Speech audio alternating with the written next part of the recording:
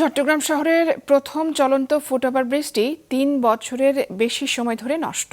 মাত্র ২ মাস চালানোর পর পরিচালন খরচ বেশি এমন অজুহাতে তা বন্ধ করে দেয় সিটি কর্পোরেশন। এতদিন ফেলে রাখায় এর বিভিন্ন যন্ত্রাংশ বিকল হয়ে গিয়েছে। সঞ্জীব দে বাবুর ক্যামেরায় আব্দুল্লাহ রাকিবের রিপোর্ট।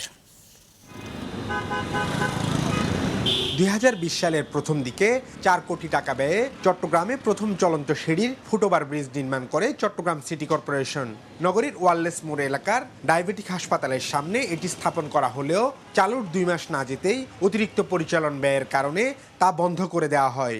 গত ৩ বছরের বেশি সময় ধরে এটি বন্ধ।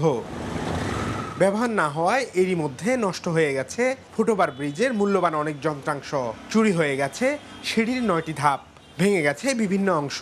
অযত্নে অবহেলায় প্রায় অকেজো এই চলন্ত সিঁড়ি। এটি অচল থাকায় ঝুঁকি নিয়েই পথচারীদের পার হতে হয় সড়ক।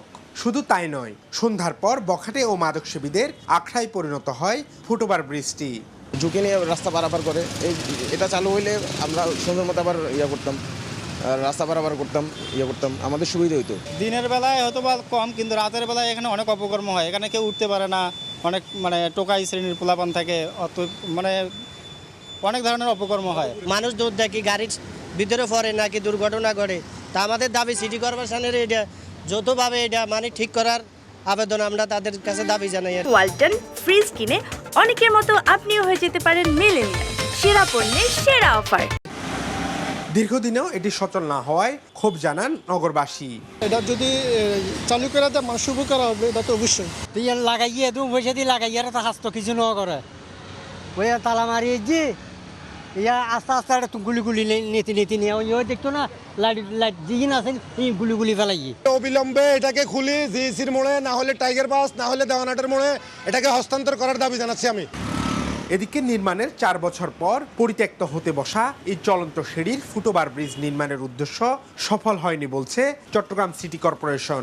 যে উদ্দেশ্য নিয়ে এই চলন্ত সিঁড়ি করা হয়েছিল এবং এটি ঠিক সেরকম ফলপ্রসূ হয়নি, এবং আমাদের এটা মাননীয় মেয়র মহোদয়ের নলেজেও জিনিসটা আসছে এবং আমরা মাননীয় মেয়র মহোদয়ের নির্দেশনা দিয়েছেন। আমরা একটি সুইটেবল লোকেশন খুঁজছি যেখানে আমরা এটা নিয়ে রিপ্লেস করব। তবে চলন্ত ফুটওভার ব্রিজটি ফের চালু করা অনিশ্চিত হলেও নগরীতে আরও ৩৮টি ফুটওভার ব্রিজ নির্মাণের উদ্যোগ নিয়েছে চট্টগ্রাম সিটি কর্পোরেশন। এতে খরচ হবে প্রায় ৫৮ কোটি টাকা। আব্দুল্লাহ রাকিব, মাছরাঙা সংবাদ, চট্টগ্রাম।